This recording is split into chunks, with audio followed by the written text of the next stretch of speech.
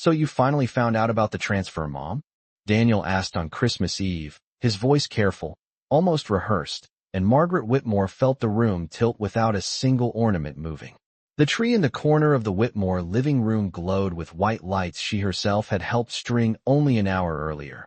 Each bulb reflected in the polished glass of heirloom ornaments she had collected over 40 years of marriage, and yet nothing in that warm golden light prepared her for the word transfer hanging in the air like something misplaced.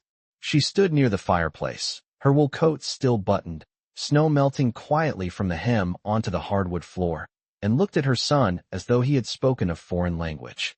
"What transfer?" she asked, her tone steady, almost gentle, as if clarifying a dinner reservation. Emily, standing beside Daniel in a red silk blouse that caught the firelight too sharply, did not look surprised. She did not look confused. She looked watchful. Around them, Christmas carried on in its polite American way, cinnamon candles burning, a tray of sugar cookies shaped like snowflakes resting untouched on the coffee table, soft instrumental carols drifting from a hidden speaker. Outside, a light dusting of snow covered the manicured lawns of the Connecticut suburb, neat and undisturbed, as though the entire street had agreed to maintain appearances. Margaret slowly removed her gloves, folding them together with precise movements, buying herself a few seconds of thought. She had driven 40 minutes through steady snowfall to be there. She had brought the pecan pie Daniel loved as a boy, the same recipe she had used every December since he was 8 years old. Transfer. The word echoed again. Daniel cleared his throat and reached for his phone as though proof lived inside it. "The monthly transfer. The one we set up after Dad passed. For the house expenses. You've been receiving it, right?" His eyes did not quite meet hers. Margaret felt something colder than the winter air settle along her spine. She had been budgeting carefully for 2 years now, stretching her late husband's pension, turning the thermostat down to 65 degrees at night, skipping small luxuries without complaint. She had sold her second car. She had clipped coupons for groceries, even though she had once never needed to. And yet she had told no one. Pride had a quiet shape at 72. "No," she said simply. The room did not erupt. No one raised their voice. Instead, silence expanded. Emily's hand stilled against the stem of her wine glass. The faint smile she had worn all evening tightened by a fraction. Daniel looked down at his screen, scrolling faster now, his brows knitting together in confusion that felt just a shade too delayed. "That's impossible," he muttered, more to himself than to her. Margaret stepped further into the room and placed her pie gently on the dining table already set with fine china she recognized from Emily's wedding registry. 12 place settings. Crystal water glasses. A centerpiece of fresh pine branches tied with satin ribbon. Everything immaculate. Everything curated. She noticed then that her usual seat at the head of the table had been replaced with a smaller chair near the end. A subtle shift. Almost nothing. She removed her coat at last and draped it neatly over the back of that smaller chair. "I haven't received anything," she repeated, still calm. The fire crackled. Somewhere upstairs, one of the grandchildren laughed, unaware. Daniel's phone chimed with an incoming email confirmation. He stared at it, as if it might rearrange itself. Emily set her glass down carefully, the faint click against the marble countertop louder than it should have been. "Maybe there's been some misunderstanding," she offered, her voice smooth, measured, practiced. Margaret turned her head slightly toward her daughter-in-law and held her gaze for the first time that evening. She did not accuse. She did not frown. She simply observed. In that quiet observation lived something Emily had not expected. Not outrage. Not tears. Awareness. And in that moment, under the soft glow of Christmas lights and the scent of pine, Margaret understood that the evening was no longer about carols or cookies or family tradition. It was about accounts. About signatures. About trust. She folded her hands in front of her and waited, because she had learned long ago that when people believe they are in control, they talk. And Margaret Whitmore intended to listen. Daniel continued staring at his phone as though the screen might confess before anyone else had to. The glow reflected faintly in his glasses, washing his face in pale light that made him look younger and more uncertain than his 45 years suggested. Margaret watched him without blinking, noting the slight tremor in the hand that held the device. She had seen that tremor before when he was 10 years old and afraid to admit he had broken a neighbor's window. Some habits did not disappear with success or tailored suits. There are confirmations, he said slowly, scrolling. Monthly transfers. $1,500. Automatically deposited. The number settled into the room with more weight than the earlier word. $1,500 a month. For 2 years. Margaret did not react outwardly, but her mind performed the arithmetic with quiet precision. $36,000. Enough to replace her aging furnace that groaned through every winter night. Enough to fix the leak that stained the ceiling above her kitchen sink. Enough to ease the constant mental calculation she performed at the grocery store, deciding between fresh berries and canned ones. Emily crossed her arms lightly, a gesture so subtle it might have been mistaken for comfort. Daniel, maybe the bank routed it incorrectly, she said, her voice measured. You know how these things can be complicated. Margaret shifted her gaze toward her daughter-in-law again. Complicated. The word felt too convenient. She stepped closer to the dining table and adjusted the pie plate by a fraction of an inch so that it aligned perfectly with the placemat. She needed something straight in a room that felt tilted. Which account? She asked, her tone calm, almost curious. Daniel hesitated. The joint account we discussed. The one set up after Dad passed. Margaret's fingers paused on the edge of the table. Joint account. She had never opened one with him. After her husband's funeral, she had signed insurance paperwork, pension documents, and property tax forms, but she had done so alone at her kitchen table with a yellow legal pad and a cup of black coffee. She remembered the weight of the silence in that house, the way every clock seemed louder without another heartbeat in the rooms. She had not authorized a joint account. I did not sign anything like that, she said quietly. Daniel's brows pulled together. He scrolled again, faster now, his confusion deepening into something less comfortable. Emily reached for the back of a chair, her fingers tightening briefly before releasing. Margaret, you did sign several documents that week, she said carefully. It was overwhelming. It would not be surprising if something was forgotten. Margaret felt the faintest tightening in her chest, not of panic but of memory. She recalled Emily arriving at her home 3 days after the funeral with neatly organized folders, offering to help manage the paperwork because Daniel was busy expanding his firm into Boston. She had been grateful then. Grief made gratitude easy. Emily had placed sticky notes where signatures were needed, had explained that consolidating accounts would simplify things. Margaret had trusted efficiency. She had trusted family. Bring up the routing number, Margaret said gently. Daniel complied, his thumb hesitating only once before tapping the screen. The digits appeared in small gray text. Margaret leaned slightly forward. She did not recognize them. She had memorized her own account numbers long ago, the way some people memorized birthdays. These were not hers. A quiet understanding began to form, not yet accusation, but shape. Emily's posture shifted almost imperceptibly, her shoulders drawing back as if preparing for something colder than winter air. Upstairs, a door closed softly and the sound of children's footsteps padded across the hallway, insulated from the adult conversation unfolding below. Christmas lights continued their steady glow, blinking in gentle patterns along the staircase railing.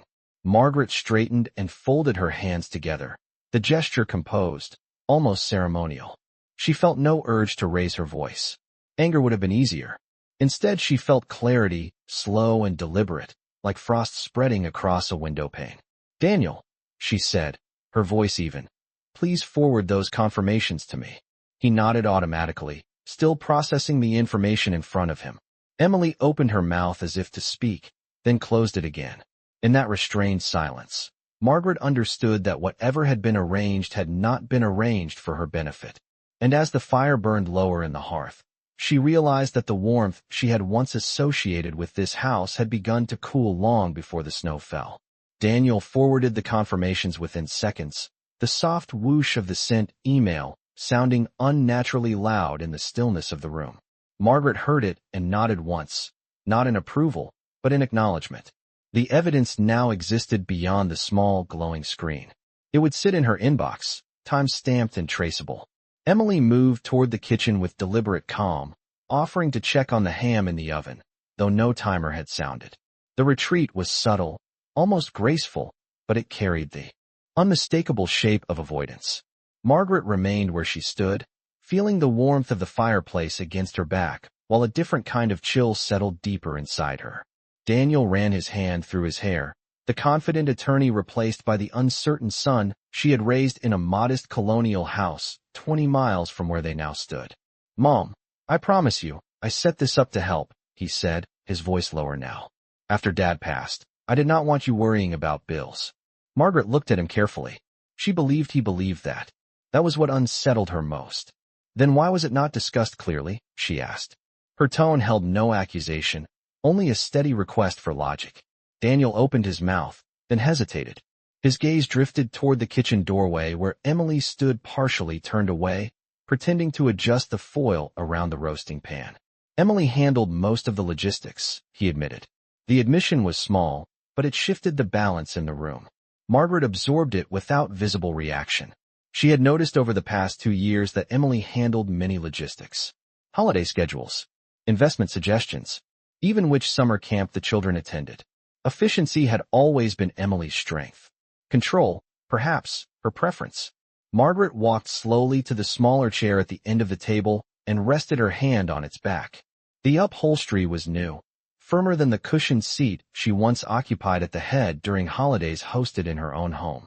She remembered those gatherings vividly. Her late husband carving the turkey with careful ceremony. Daniel laughing loudly at something trivial. The children climbing onto her lap without hesitation. The house had been smaller, the dining room narrower, but she had never felt peripheral. "Daniel," she said gently, "what account number is listed as the recipient?" He read it aloud again. Each digit confirmed what she already suspected. It was not her bank. It was not even her branch. A faint tightening appeared along Daniel's jaw as the realization began to take shape in him as well. Emily returned from the kitchen carrying a serving spoon she did not need. "Dinner is ready," she announced, her smile restored but thinner. No one moved immediately. The scent of glazed ham and rosemary potatoes filled the air, warm and inviting, as though the evening could still be rescued by tradition. Margaret stepped toward the kitchen island, her posture upright, her coat still draped over the smaller chair behind her. "Emily," she said softly, meeting her daughter-in-law's eyes directly, "which bank did you say the account was consolidated through?" The question was simple, direct.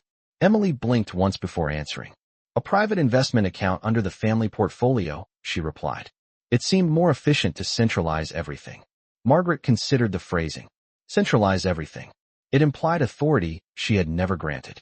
Daniel looked between the two women, his confidence unraveling thread by thread. "Why was I not listed as primary holder?" Margaret asked, still calm, still composed. The Christmas lights blinked steadily along the staircase, indifferent witnesses to the conversation. Emily's smile faltered by a fraction of an inch. "It was meant to simplify taxes," she said. Margaret nodded slowly. Simplification had a cost, she realized. Sometimes it was clarity. Sometimes it was consent. She did not raise her voice. She did not accuse.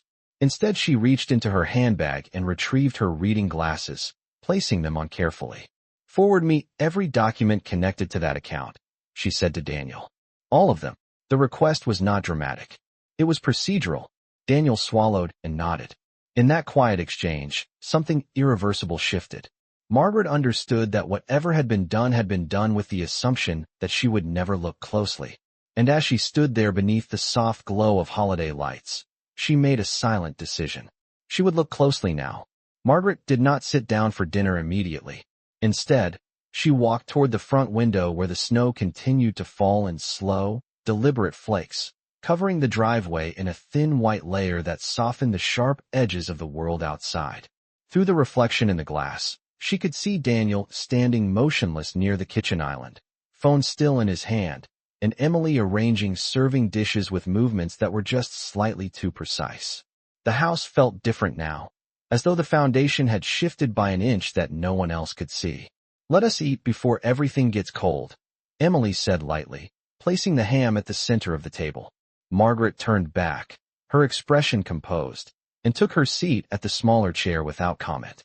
The children came downstairs moments later, laughter filling the room, unaware of the quiet current running beneath the surface.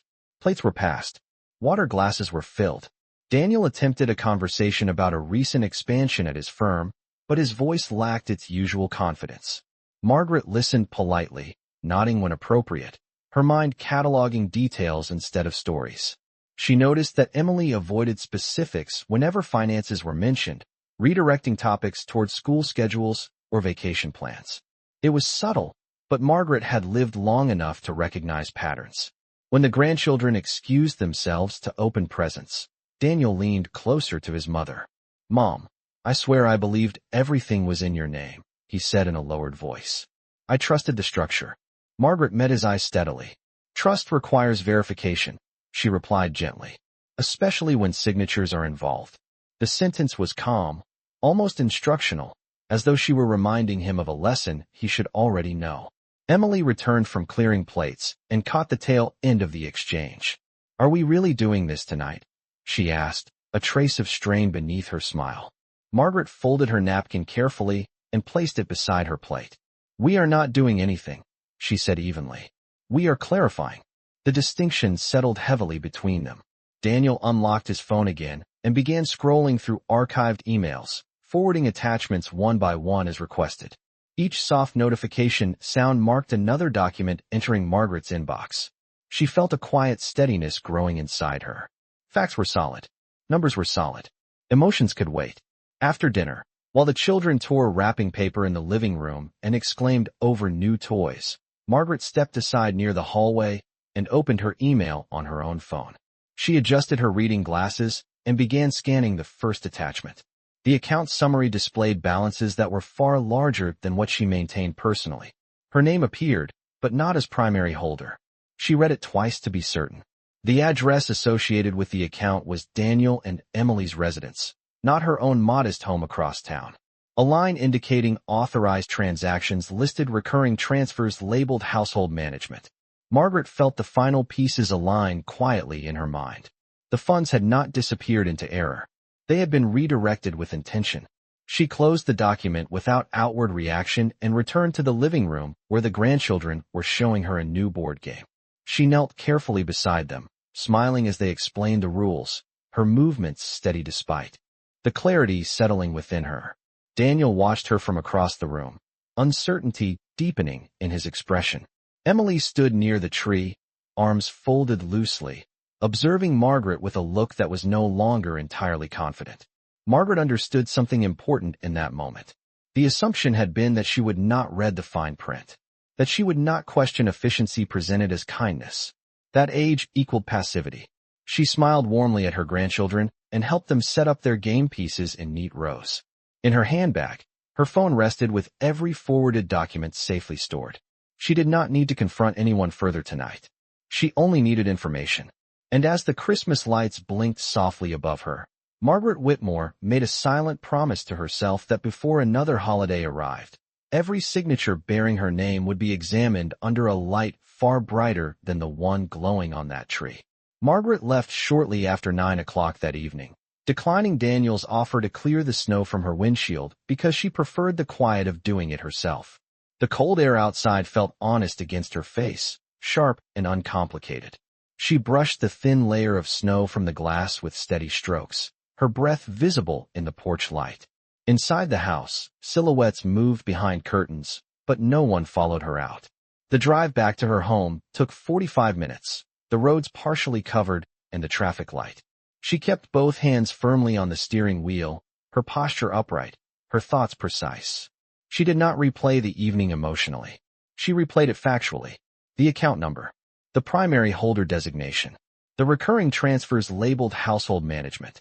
When she reached her small colonial house, the one she had shared with her husband for nearly 4 decades, she parked in the driveway and sat for a moment before turning off the engine. The porch light flicked on automatically, illuminating the familiar wreath she had hung herself earlier that week. Inside, the house greeted her with stillness. No raised voices, no polished marble counters. Just the soft hum of the refrigerator and the ticking of the hallway clock. She removed her coat and placed it neatly in the closet, then walked to the kitchen table where a stack of unopened mail waited beside a ceramic bowl of oranges. She did not turn on the television. Instead, she opened her laptop and logged into her email. The forwarded documents were all there, lined up in chronological order. She opened the earliest one dated 2 weeks after her husband's funeral. The language was formal, structured, and detailed. It referenced asset consolidation for tax efficiency and interfamily management. Her signature appeared at the bottom in familiar blue ink. She leaned closer to the screen. The signature was hers. The context around it, however, felt incomplete. She remembered signing insurance releases and pension transfers, but she did not recall authorizing any joint investment structure tied to Daniel and Emily's residence. She opened another document. The mailing address again listed Daniel and Emily's home. The contact email was Emily's. Margaret reached for a legal pad from the drawer and began writing down dates and transaction amounts in careful block letters. $1,500. Every month. 24 months. $36,000 redirected into an account she did not control. She felt no urge to cry. Instead, she felt a tightening resolve. She rose from the table and walked down the hallway to the small study her husband once used for balancing checkbooks. The desk lamp cast a warm circle of light across framed photographs. Daniel at age 8 holding a baseball glove. Daniel at his law school graduation. Emily smiling beside him on their wedding day. Margaret studied that last photograph for several seconds. She remembered how grateful she had felt that her son had chosen someone organized and ambitious. She had interpreted confidence as capability. She had mistaken involvement for loyalty.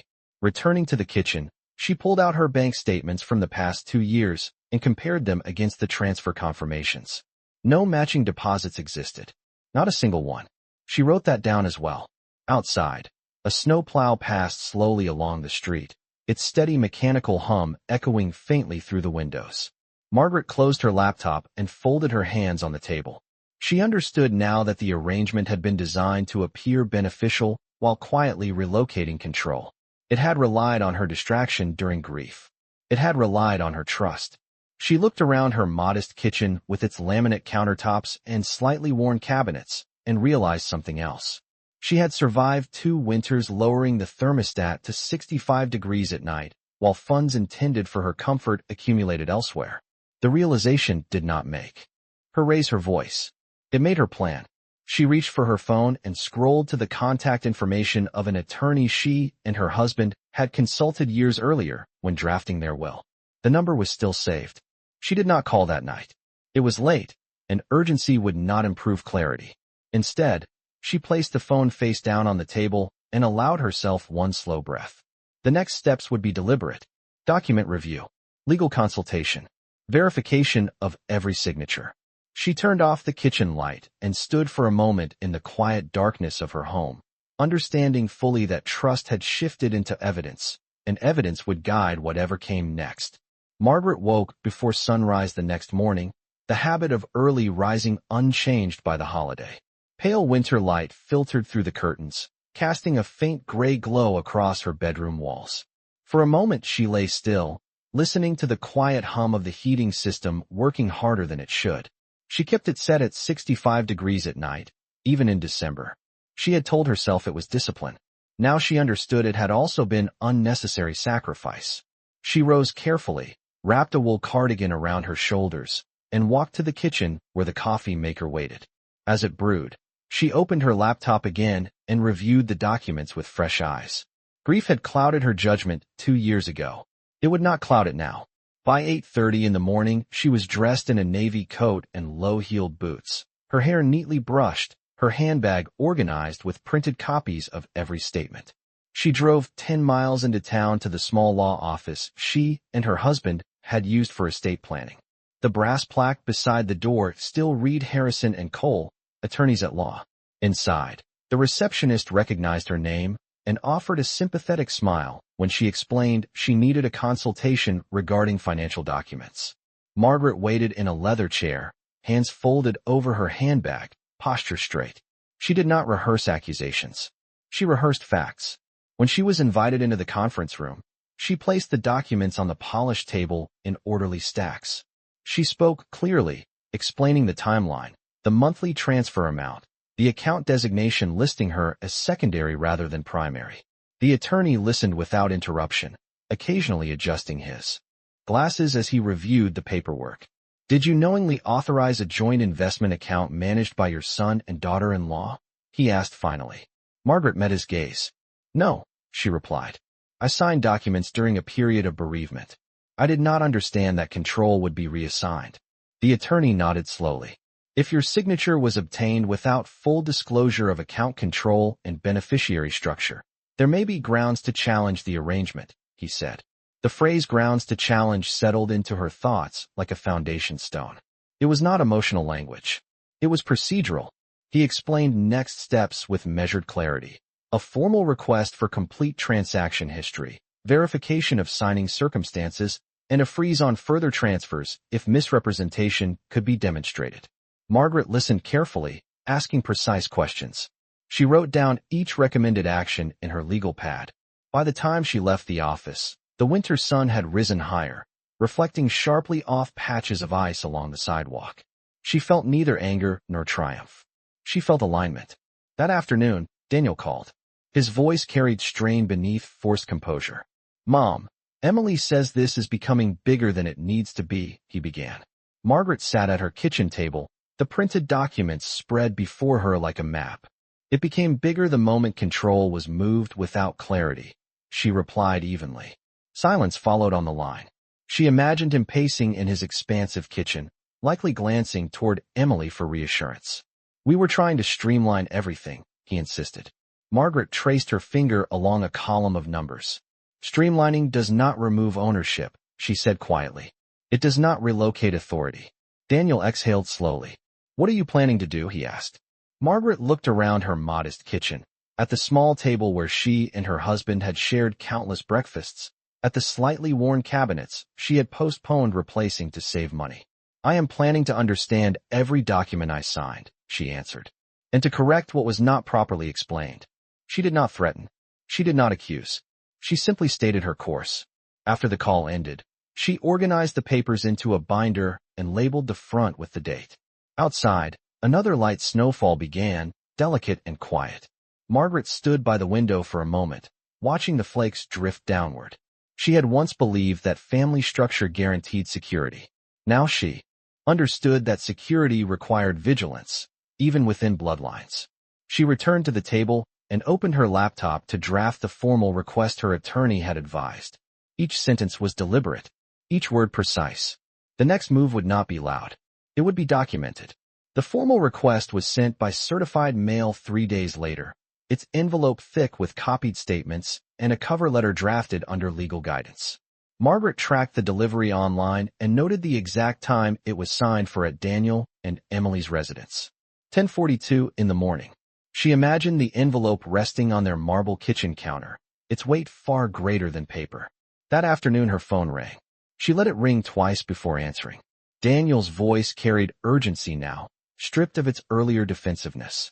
Mom, we received something from your attorney, he said. Margaret remained seated at her kitchen table, a cup of tea cooling untouched beside her binder. Yes, she replied calmly. It is a request for documentation and clarification. There was a pause long enough for her to picture him running a hand across his forehead. Emily is very upset, he said finally. Margaret absorbed the statement without visible reaction. Being questioned is uncomfortable, she answered. So is discovering control has been reassigned. Daniel exhaled slowly. It was never about taking anything from you, he insisted. It was about efficiency and planning for the future. Margaret looked down at the column of numbers she had rewritten in her own handwriting. Planning requires consent, she said evenly. Efficiency does not eliminate ownership. The line went quiet again. In that silence, she sensed the shift that had been building since Christmas Eve. This was no longer a misunderstanding to be smoothed over by reassurance. It was documentation moving through official channels. That evening, Emily called separately. Her tone was polished, but the strain was evident beneath it. Margaret, I wish you had come to us directly instead of involving attorneys, she began. Margaret listened without interrupting. When Emily finished, she responded with measured clarity. I came directly on Christmas Eve, she said. I asked for clarification. The answers were incomplete. Emily's voice tightened slightly. You signed the consolidation forms, she said. Everything was legal. Margaret did not raise her voice. Legality and transparency are not identical, she replied. My attorney will review whether informed consent was present. There was a brief silence. on the other end, followed by a carefully controlled response. This could create unnecessary tension in the family, Emily warned. Margaret glanced at the framed photographs lining her hallway. Tension was created when funds were redirected without my clear understanding, she said softly. I am addressing it. After the call ended, she felt a steadiness that surprised even her. She had expected guilt. Instead, she felt precision. The following week, a packet arrived containing additional account disclosures and transaction logs. Margaret sat at her kitchen table beneath the warm glow of a single overhead light and reviewed every page. Patterns emerged clearly now. Transfers from the consolidated account had funded renovations at Daniel and Emily's home. A kitchen expansion, landscaping improvements, charges labeled family expense that aligned with their address, not hers. Margaret traced each line with her finger, her expression unchanged. The funds designated as household management had never touched her modest property. They had supported a different household entirely. The evidence did not provoke anger. It produced confirmation. She placed the documents into her binder and added new notes in the margin: renovation date, contractor payment, address discrepancy. Later that night, Daniel called again, his voice lower than before. Emily feels attacked, he said quietly. Margaret closed the binder with deliberate care. I am not attacking anyone, she answered. I am correcting an arrangement that did not reflect my intention. Daniel hesitated. What do you want? He asked. Margaret considered the question carefully. She did not want apology alone. She did not want explanation alone. She wanted restoration of control. I want the account restructured with me as primary holder, she said. I want reimbursement of funds used outside my property. And I want written confirmation of any future financial decisions. Her tone remained calm, almost instructional. On the other end of the line, Daniel did not respond immediately. The weight of specifics was heavier than vague assurances. Outside, the winter night settled quietly over her street, streetlights casting long reflections across frozen patches of pavement. Margaret stood by the window after ending the call, hands resting lightly on the sill. She understood that the next response from Daniel and Emily would reveal more than any document had. Compliance would show acknowledgement. Resistance would confirm intent. Either way, she was no longer operating in uncertainty. She had moved from suspicion to structure, from emotion to evidence. And in that shift, the balance had begun to change. Daniel asked to meet in person the following Saturday, and Margaret agreed without hesitation. They chose a quiet conference room at the same law office she had visited earlier in the week, a neutral setting with no holiday decorations and no polished marble counters to distract from the purpose. Snow still lined the edges of the parking lot in gray ridges, evidence of plows that had passed days before. Margaret arrived 10 minutes early, her binder resting neatly in her handbag, her posture composed. When Daniel and Emily entered together, their steps were measured, their expressions carefully arranged. Daniel looked tired. Emily looked controlled. The attorney joined them and closed the door, the soft click sealing the room into professional silence. Margaret placed her binder on the table and opened it slowly, revealing organized sections marked with tabs. She did not rush. She did not dramatize. I have reviewed the transaction history, she began, her voice even and clear. The funds designated for my household were used for renovations at your address. She slid a photocopied page across the table showing contractor payments and landscaping invoices. Daniel glanced at it, then at Emily. Emily's jaw tightened slightly. Those improvements increased overall family equity, she said calmly. It was a strategic decision. Margaret met her gaze steadily. Strategic decisions require explicit authorization when they involve my assets, she replied. The attorney cleared his throat gently and summarized the legal concern: primary account designation, informed consent at time of signature, and allocation of funds inconsistent with stated purpose. The language was clinical, stripped of emotion. Daniel leaned back in his chair, absorbing each word as though hearing them for the first time. I never meant for Mom to feel excluded, he said quietly. Margaret folded her hands on the table. Intent does not replace structure, she answered. Structure protects everyone. Emily shifted slightly in her seat. We assumed consolidation meant shared benefit, she said. Margaret nodded once. Assumption is not agreement, she replied. She then outlined her requested resolution exactly as she had stated over the phone. immediate restructuring of the account with her as primary holder, full reimbursement of funds used outside her property, and written consent required for any future financial movement. She spoke without raising her voice, without visible anger, but with unmistakable clarity.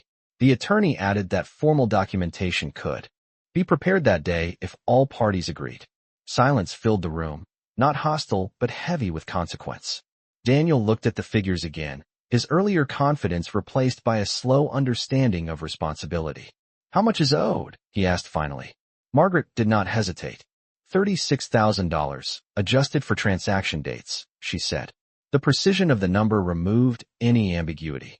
Emily's composure faltered for a brief moment, a flicker of calculation crossing her expression. "That will require liquidity adjustments," she said carefully. Margaret inclined her head slightly. "Then adjustments should be made," she answered. The attorney placed a blank agreement form on the table and began outlining repayment terms and account restructuring language. Daniel read each clause carefully this time, asking for clarification where needed. Emily remained quiet, her earlier assurances replaced by attentive silence. When the documents were finalized, Daniel signed first. His signature was slower than usual. Emily signed next, her pen pressing firmly against the paper. Finally, Margaret signed as primary holder. The act was not triumphant. It was corrective.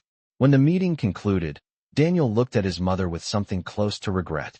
"I should have reviewed everything myself," he said softly. Margaret regarded him calmly. "You should have," she replied, not unkindly. Emily gathered her coat without comment. Outside, the winter air was cold but clear. Margaret stepped into the sunlight and felt the steady ground beneath her boots. The balance had shifted not through confrontation, but through documentation. Control had returned to its rightful place. And as she walked to her car, she understood that restoration did not require raised voices. It required clarity, patience, and the willingness to read every line before signing. The first reimbursement transfer arrived within 5 business days, exactly as outlined in the agreement, deposited directly into Margaret's newly restructured primary account. She checked the balance online early that morning, her reading glasses resting low on her nose, and noted the incoming amount with quiet acknowledgement. $36,000, restored in full. No commentary accompanied the transaction. No apology memo. Just numbers corrected. She closed the laptop and allowed herself a single slow breath, not of relief alone, but of confirmation. Structure, when enforced, had worked. Over the following weeks, additional paperwork finalized the account transition. All future statements were mailed to her home address. All notifications routed to her personal email. She reviewed each one carefully, no longer skimming. The habit of verification settled into her routine as naturally as brewing coffee at sunrise. Daniel called more frequently during that month, his tone softer, stripped of assumption. Their conversations avoided accusation. They focused instead on clarity. He asked questions about her heating system, about the roof repair she had postponed, about whether she needed assistance replacing the aging furnace. Margaret answered calmly. She did not refuse help out of pride, but she defined its boundaries clearly. "Assistance is welcome," she told him one evening, "when it does not replace ownership." He agreed without argument. Emily's communication remained polite and measured, though noticeably restrained. Invitations to dinner resumed, though less spontaneous than before.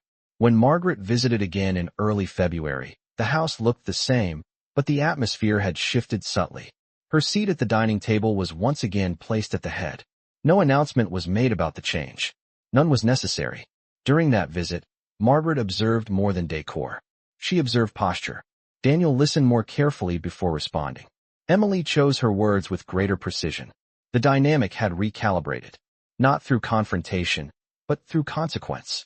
One afternoon, as Margaret sorted through old files in her study, she found the original estate planning folder she and her husband had prepared years ago. She sat at the desk beneath the warm light of the lamp and reviewed it line by line. She updated beneficiaries. She clarified directives. She scheduled another meeting with her attorney to ensure that no document could be interpreted loosely again. Control, she understood now, was not a single action. It was an ongoing responsibility. Outside her window, winter gradually loosened its grip. Snowbanks shrank along the sidewalks. Patches of brown grass reappeared beneath melting ice. Margaret began planning small improvements to her own home. The furnace was replaced first, installed efficiently by a local contractor whose invoice she reviewed personally before payment. The ceiling leak was repaired next. Each improvement felt less like indulgence and more like restoration. One evening in early March, Daniel stopped by unannounced with a small bouquet of white tulips. He stood on her porch, hands tucked into his coat pockets, looking more like the boy who once needed guidance than the attorney who once assumed efficiency was enough. "I should have asked more questions," he said quietly. Margaret accepted the flowers and regarded him steadily. "You should have," she replied, her tone firm but not unkind. They stood there for a moment in the cool air, not as adversaries, but as individuals who had learned something costly.